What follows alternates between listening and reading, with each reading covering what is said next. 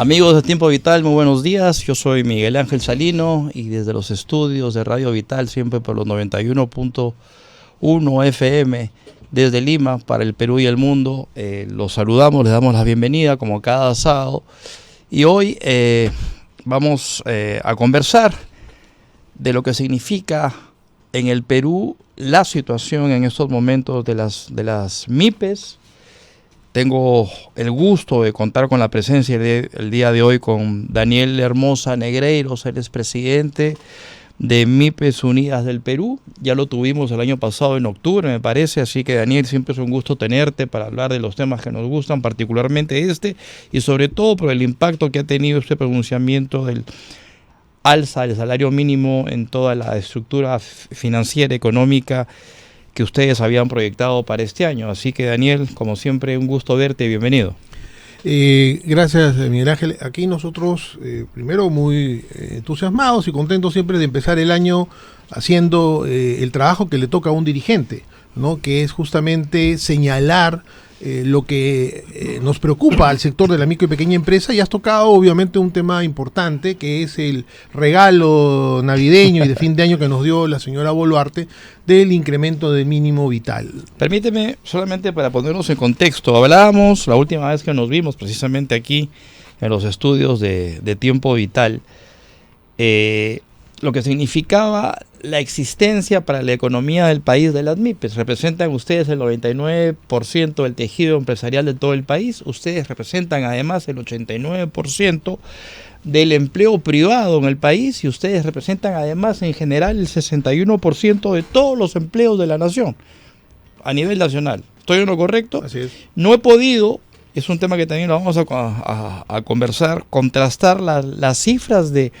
que tuve, que son estas en este momento, con actuales, porque aparentemente no hay una estadística todavía actualizada de lo sucedido desde la última vez que te vi hasta el día de hoy. Así que a los amigos del INEI, ¿no es cierto?, que se pongan las pilas y actualicen un poquito las cifras con un poquito más de asiduidad, porque tener actualizadas las cifras nos permite a todos saber exactamente dónde nos encontramos, dónde estamos, y nos permite en el mismo sentido aplicar los correctivos que se necesitan para mejorar. Así que sobre este tema, corrígeme si estoy equivocado o no, Daniel. Bueno, efectivamente, yo creo que el desfase de información que tenemos es gravitante para la toma de decisiones, ¿no? Correcto. Hoy día, por ejemplo, aparecen, no sé, ponte 1.000 pobres más que están en el momento, están en un riesgo de no poder alimentarse adecuadamente.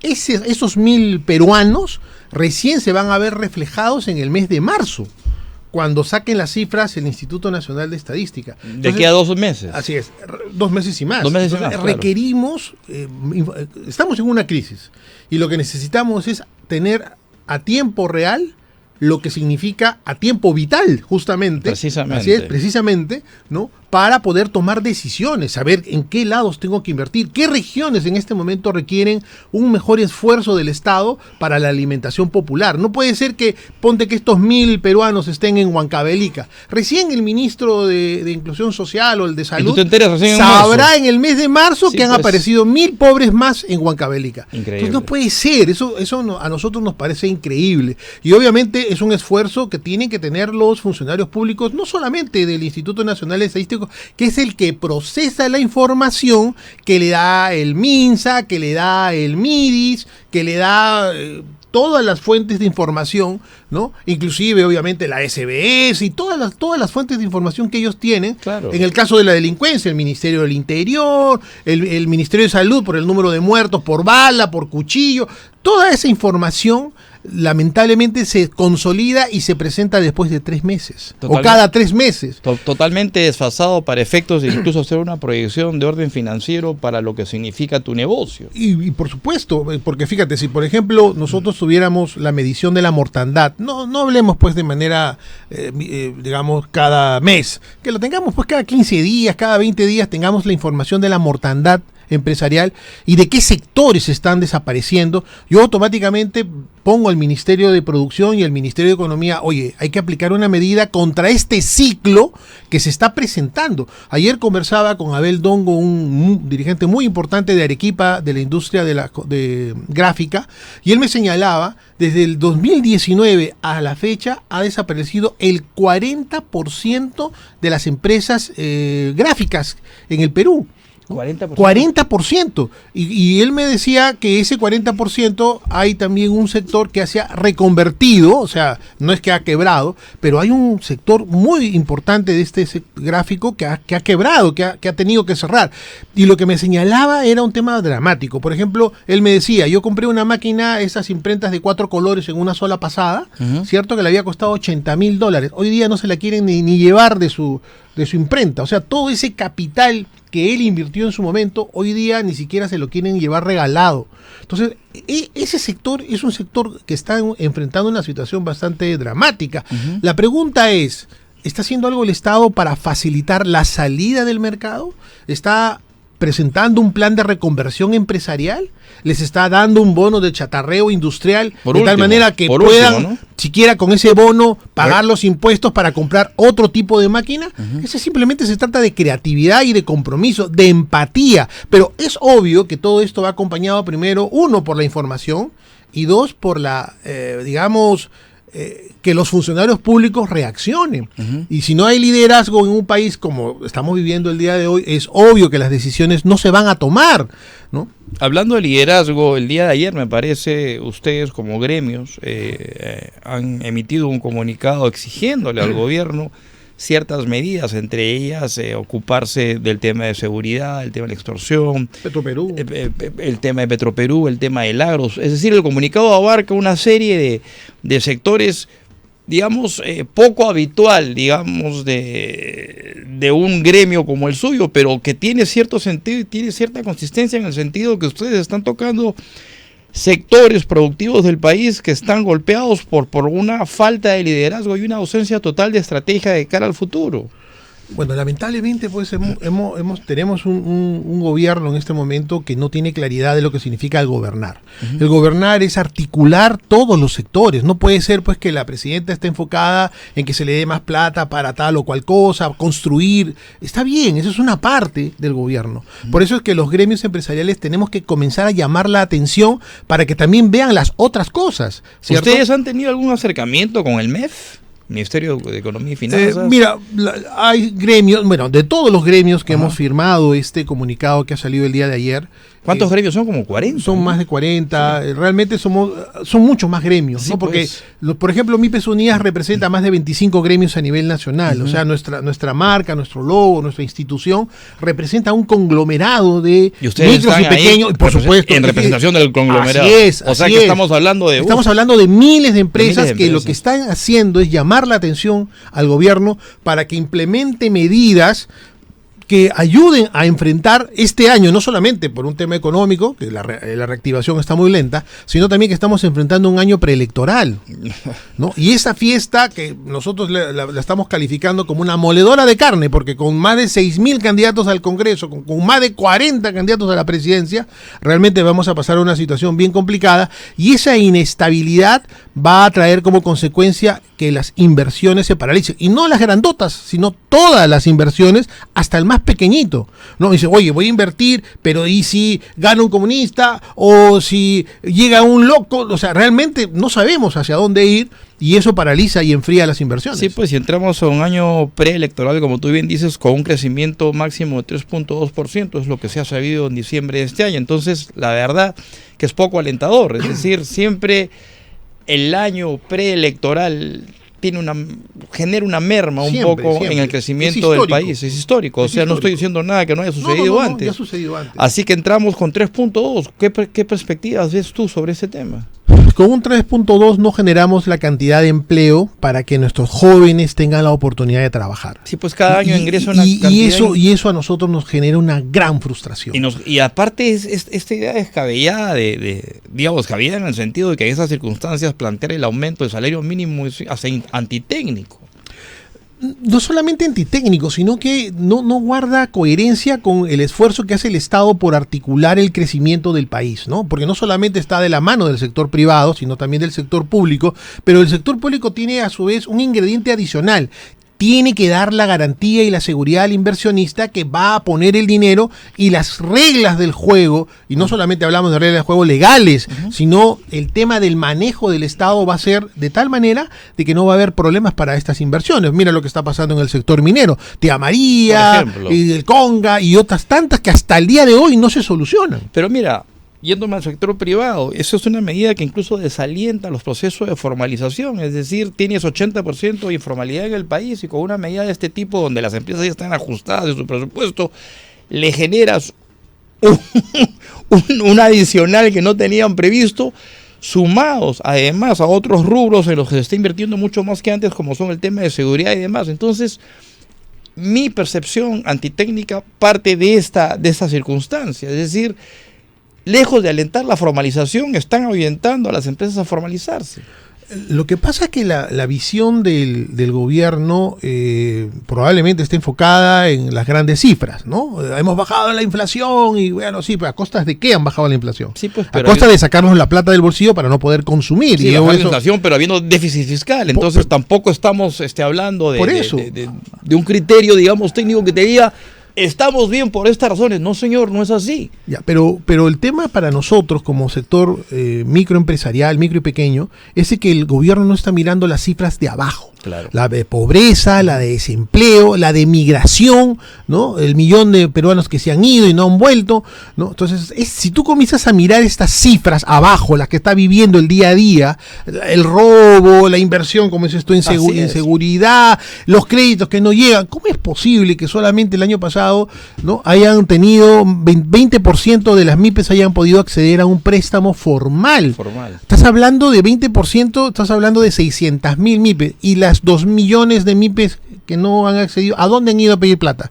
Al gota a gota. Y el Estado sabe que está pasando esto. Entonces, requerimos que se tomen medidas, ¿cierto? Y que ya ese viejo concepto del chorreo, que hay que darle mucha plata arriba para que comience a chorrear hacia abajo, no está funcionando. No está funcionando. Requerimos definitivamente que esta situación, ¿no?, pueda ser entendida por el gobierno, y por eso es que los gremios nos unimos para hacer propuestas, para decir, oye, por aquí va la cosa, por aquí tienes que ver lo que está sucediendo en nuestro sector. Por eso es que nosotros como gremio empresarial nos sumamos a gremios grandes, ¿no?, que tienen una visión probablemente distinta del desarrollo del Perú, pero sí tenemos problemas en común, por eso es que estamos juntos en ese comunicado, ¿no? Sí, pues ayer lo vi y me pareció interesante porque es un comunicado sui generis, un comunicado que precisamente responde a las necesidades del sector, y además lo curioso y lo interesante del comunicado es que abarca una serie de sectores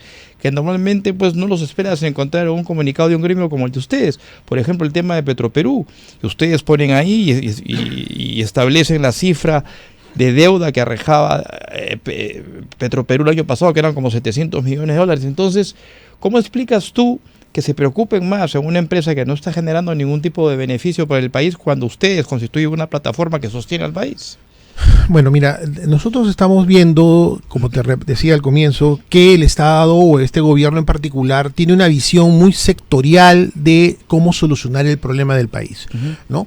Y obviamente también se ve obligado, por ejemplo, en el caso de Petroperú, a tratar de, digamos, financiar esos déficits y esas pérdidas que está arrojando esta empresa, ¿cierto? Si esa lógica fuera, digamos, parte de una política de Estado, pues yo creo que más bien es otra cosa, ¿no? Podríamos estar hablando de que ¿por qué no financian a las empresas del agua, que en este momento están todas quebradas y que deben millones de soles? Por ejemplo, EPC Grau, más de 200 millones de soles en deuda, le debe al Fonavi, le debe a... Pero ¿de dónde hace caja el Estado? Si no es de recaudación, ¿de dónde más?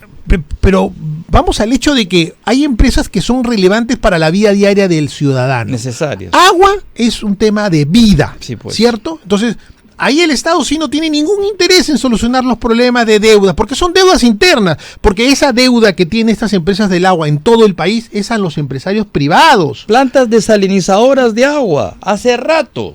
Mira, hay un sinnúmero de acciones que se pueden tomar pero obviamente no son prioritarias para este gobierno. Quieren quedar bien con el tema de Petroperú cuando yo hace rato que debían haber o entregado en contrato de gerencia, que podría ser una alternativa, y algunas, las más radicales, que habría que evaluarlas, es privatizarla, ¿no? Pero cual sea el camino, no puede ser que sea una desangrada de la economía, ¿cierto? Darle ese dinero a ese sector, a Petroperú, cuando no está cumpliendo con las expectativas empresariales que se espera de una empresa, pues, que ni siquiera botar utilidades, por lo menos poder pagar sus deudas. Pero finalmente tenemos un gobierno totalmente desarticulado que se mueve por intereses, no se mueve por un plan de gobierno, no se mueve por una agenda, no se mueve por una hoja de ruta. Es un gobierno bombero donde se presenta el incendio, corre. Entonces eso nos da mucha inseguridad. Tenemos un Ministerio de Producción que lamentablemente hasta hoy no cumple lo que debería hacer con el sector. Solamente de los 3 millones de MIPES formales, solamente está atendiendo a 12.000, 13.000 con el programa Compras a Mi Perú, y con su programa Mi Empresa capacitan a 60.000, 70.000. Lo leí hace poco. Que es lo que es todo lo que hacen. Así es. Ahora, todo un ministerio con el presupuesto que maneja para hacer esas dos cosas, por favor, mejor que nos den pues a nosotros, que paguen a los gremios o que paguen a las universidades o los institutos, para que nosotros capacitemos a las MIPES, ¿no? Y no tener pues un sinnúmero de funcionarios, ¿no? Y consultores, ¿no? Medrando el tesoro público. Y qué buena idea esa que tú has dado, así lo has dicho prueba, pero tiene sentido porque ustedes podrían hacer unas proyecciones más realistas de cada sector. Efectivamente, mira, nosotros como gremio estamos empezando, o sea, somos conscientes que el Estado, tenemos año y medio que vamos a ir a ciegas con este gobierno, hasta julio del 2026. Entonces nosotros como gremio empresarial ya hemos empezado a entender de que esperar del Estado algo es imposible. Estamos preparando, esperamos llegar a 30 medidas que vamos a lanzarlas en las próximas semanas, ¿no? Sobre los sectores de la MIPE. Tenemos un diagnóstico armado propio, alimentado también con información disponible, ¿cierto? Tenemos un mapa de lo que significa ser formal y ser informal. Si tú comparas, te vas a dar cuenta que ser informal, entre los beneficios y no beneficios, ser informal es más beneficioso, tienes muchas más utilidades. Acceso al crédito, o sea, totalmente, así es. O sea, y eso lo vamos a presentar en las próximas semanas para, digamos, contribuir al debate, porque pensar de que algo de eso va a asumirlo el gobierno es bien complicado. Te comprometo que me mandes una copia para leerlo. Por supuesto, y quisiera y poder debatirlo aquí, poder explicar por qué cada una de las propuestas, y creo que una de las más importantes es el tema de una ley de industria MIPE, porque la Sociedad Nacional de Industria ha presentado un proyecto muy interesante, pero es demasiado tributarista, exoneraciones por acá, devoluciones de impuestos por allá, claro, porque la visión es de una empresa grande, que necesita impulso y necesita estímulo, pero en el caso nuestro no es así. Pues es distinto, el manejo a la visión. Nosotros necesitamos promoción, necesitamos acompañamiento, necesitamos financiamiento. Ellos, por ejemplo, en la ley que ha presentado la Sociedad de Industria, no hablan de financiamiento, ¿cierto? Porque no lo necesitan. Ellos van al banco y pueden sacar al 2, 3%. Claro. Nosotros vamos al banco y lo sacamos a 30, 40%. Claro. Esa es la gran diferencia. Entonces, necesitamos una visión distinta de una ley que puede ser complementaria a la que han presentado. A la propia dinámica comercial de los sectores. Por eso es que esto sucede. Pero no puedes darle una mirada integral a todos como si fuera un solo todo. Eso es imposible. Ahora, Miguel Ángel, yo creo que esta ley que vamos a proponer en los próximos días, de la Ley General de Industria MIPE, cae a pelo por no solamente por la oportunidad del puerto de Chancay, sino por el riesgo que significa. Van a entrar, como creo que comentamos el año pasado en la inauguración de este puerto, o antes de la inauguración de este puerto, va a llegar productos más baratos. Las tarifas que está cobrando el puerto de Chancay versus los puertos como de Callao u otros puertos en el Perú son inferiores, son muy bajas, y está muy bien, pero eso va a permitir también que si un polo entraba a $1.50 o $2, va a entrar más barato al mercado. Entonces, eso es un riesgo muy alto para nuestra industria confeccionista, para nuestra industria del calzado, no, para la industria de los carpinteros, la madera. ¿Piensas tú que debería haber un criterio un poco más proteccionista? No. Promotor. Necesitamos que de las 10.000 MIPES exportadoras que hay en el Perú actualmente, podamos llegar a fin de año por lo menos a unas 40.000. Y que permitan competir de igual a igual en los mejores términos. Y vayamos a buscar mercado al mundo. Las 120 oficinas que tenemos en el mundo, embajadas y consulados, pueden servir no me de mandes promotores. pues a la policía que cuida a la señora Dina a ganar $7,000 mensuales para estar sentada ahí. Manda a un empresario o un chico de marketing para que nos haga un estudio de mercado para nosotros. Págale esos $7,000 a un alumno de la universidad, al número 1 del marketing de cualquier universidad, y que se vaya ahí 3-4 meses a estudiar el mercado, y esa información para nosotros va a ser valiosa. No mandar pues una persona que va a estar Claro, sentada. lo que tú estás diciendo, que ante esta, no voy a decir amenaza, pero ante esta eventualidad de que los productos entren con precios mucho más baratos aquí, ustedes perderían una porción del mercado. Entonces lo que tú estás diciendo es que sería interesante, ante esa realidad, buscar esa porción que se pierde en el extranjero. Es No decir, proteccionismo, nosotros no queremos proteccionismo. no. Lo que queremos es promoción un y estado fomento de- promotor. Mira, las MIPES no pueden pagar un estudio de mercado. Seguramente Alicor u otras empresas grandotas contratan una consultora y hacen pero estudios el donde gobierno- le dé la gana. Pero el gobierno podría hacerlo. Pero si tenemos gente trabajando en el mundo, la corporación más grande del Perú es Cancillería. Las embajadas. Y no la entonces, estamos utilizando productivamente. ¿Cierto? Entonces, esa es una propuesta que nosotros estamos llevando dentro de Y hay nuestro- agregados comerciales en todo el mundo. En cada Sí, embajada. pero los agregados comerciales, bueno, mira, a ver, no quisiera entrar muy profundo Entra, al no tema. más entra. Es que el tema es que necesitamos alguien que vaya con una mentalidad distinta. Sí, pues que tenga una mirada. A una mirada hacia nosotros, Mira, tenemos Exportafácil de Serpos, una gran herramienta que está siendo no mal utilizada, subutilizada, ¿cierto? Porque no hay la cantidad de exportadores suficiente Y como que para pudiera repotenciarse con todas esas Yo recuerdo mucho que iniciativas. cuando se lanzó Exportafácil en el 2008-2007, en pleno gobierno de García, ¿no? Llegaron cifras de Brasil. Brasil exportaba por correos bienes por $100,000. En un año y medio o 2, Brasil multiplicó esa cifra por una cosa increíble. Llegaron a los 30-40 millones de dólares a través de correo. Correo, nada más. ¿Ya? Y nosotros creo que no llegamos ni a 2 millones, 3 millones de soles anuales, porque no tenemos tampoco una cultura de exportación. Entonces hay tantas cosas por hacer y tenemos tan mala suerte con los gobiernos que nos tocan, ¿cierto? Que no podemos salir, crecer, desarrollarnos. El enanismo empresarial es un problema que todo el mundo conoce. 10 años MIPE, 20 años MIPE. Oye, hay que comenzar a crecer, pero ¿por qué no crecemos? Porque no tenemos el mercado. ¿Por qué no crecemos? Porque no somos competitivos. ¿Por qué no crecemos? No hay Porque visión, tenemos pues. los intereses más altos de Latinoamérica. Una MIPE chilena puede obtener el crédito al 12%. Nosotros lo obtenemos al 30, 40%. Así es. Entonces, Esa es la gran ¿cómo diferencia. vamos a ser competitivos? Es imposible. Ahora, tenemos un puerto que nos está dando tarifas bajas. Claro, si lo vemos de aquí para afuera, fantástico, es una oportunidad, pero el riesgo es que van a venir productos. Claro. Y ese es un gran tema. Y el otro lado que también nos preocupa muchísimo, y esos son dirigentes de nuestro gremio de Puno, es el tema del contrabando. Hasta ahora no vemos una medida, más allá que la que han tomado los bolivianos de cerrar la frontera, porque se está yendo la comida, se está yendo el gas, se está yendo cosas que ellos necesitan para consumir. Dinero, ¿cierto? dólares. Entonces, los bolivianos han reaccionado, pero nosotros, ¿qué hacemos?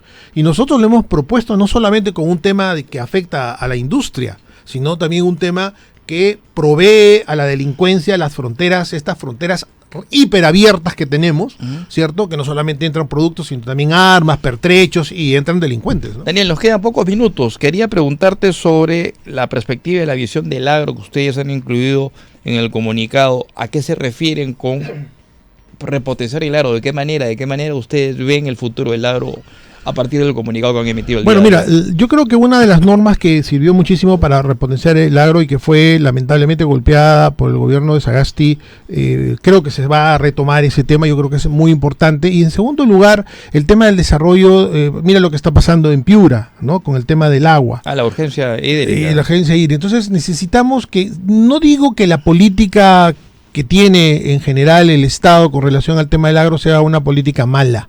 No, pero mira, ahí ese esfuerzo mixto entre privados y Estado ha funcionado estupendamente bien. Totalmente de acuerdo, y las obras de irrigación que se hicieron durante los últimos gobiernos han sido lo mejor que ha podido pasar al Perú. Pero definitivamente debemos impulsarla, ¿no? Ahí está AGAP en el comunicado, que es el que ha puesto la parte, digamos, agraria. Sí, nosotros respaldamos porque la agroindustria genera muchos servicios y en la medida que la agroindustria se recupere y siga creciendo, la cadena de, digamos, de servicios y de bienes que nosotros vamos a proveer al sector va a ir creciendo. Habría también que replicar eso mismo que se ha hecho en Ica en partes de la sierra, sobre todo la sierra longitudinal. Es decir, si tú integras todo eso al mismo proceso, golazo. Sí, yo creo que el tema del agro es un tema vital. No hablemos de una segunda reforma agraria. Yo creo que la segunda reforma agraria ya se hizo. Lo que hay que incorporar más bien a todos estos pequeños agricultores a la gran economía. Y eso es lo que se tiene que hacer. No pensar en reformas. Sierra, selva, la misma política, la misma forma de hacerlo. Y ahora con el puerto de Chancay, las facilidades que tenemos de exportar al mundo desde lo que nos da nuestra tierra son increíbles. Y con la nueva carretera central, que esperemos que eso avance, realmente va a mejorar muchísimo el tema de comunicación.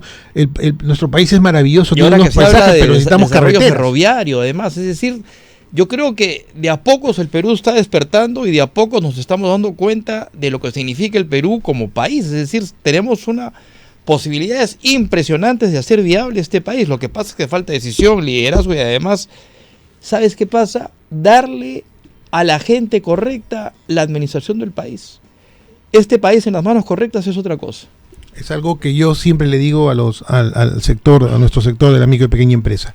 Somos 3 millones de MIPES formales, con los informales llegamos casi a 8 millones. 8 millones. Si tuviéramos la suficiente capacidad de juntar los criterios de todo el sector de la micro y pequeña empresa, podríamos poner un presidente de la República, sin ninguna duda, con una agenda de desarrollo que ayude a nuestro sector a crecer, y que obviamente el crecer no solamente significa que el empresario gane más, sino que va a haber bienestar, ya el hambre, la miseria, ya tendríamos que desaparecer el Ministerio de Inclusión Social, porque ya no lo necesitaríamos. No puede ser que tengamos programas después de 30 años, programas de ayuda social, cuando se supone que somos una economía que está creciendo. Todavía pretendemos entrar a la OCDE, ¿cierto? Pero cuando tenemos un ministerio, yo no entraría a ninguna plataforma multilateral mientras tenga un Ministerio de Inclusión Social. El Ministerio de Inclusión Social es la evidencia de que no hemos sido capaces de ajustar este modelo de desarrollo en favor del sector de la micro y pequeña empresa. Si el sector de la micro y pequeña empresa comienza a fortalecerse, ya no vamos a necesitar programas sociales, porque va a haber empleo, y lo ha demostrado ICA, con un empleo pleno. Por favor. 0% de desempleo. Así es. 0% de desempleo. Responsabilidad, orden, inversión. Y esa misma lógica para todos los sectores productivos. Por eso es que la Ley General de la MIPE, industrial MIPE, es una necesidad, no solamente por los riesgos que significa el puerto de Chancay, sino también por la oportunidad que ese mismo puerto significa para poder sacar productos y traer tecnología. Pero mira lo que está pasando con el modelo ICA en el norte, por ejemplo, limones, mango, uvas, arándanos, en el sur las aceitunas de Tacna, por ejemplo. O sea, estamos despertando, quizás demasiado lento, pero estamos despertando. Lo que se necesita aquí es un empuje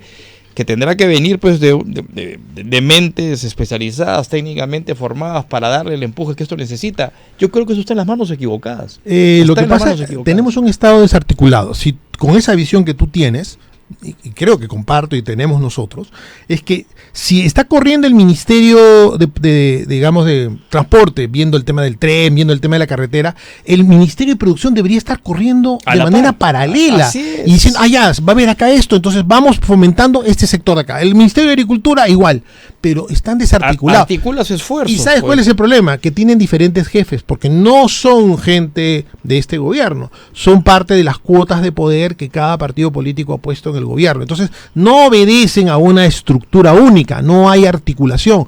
Yo soy de Keiko, yo soy de fulano, yo soy de sultano, y tengo que preguntarle a él, ¿no? Mira el Ministerio de Salud, por no ir muy lejos. No, sí, pues.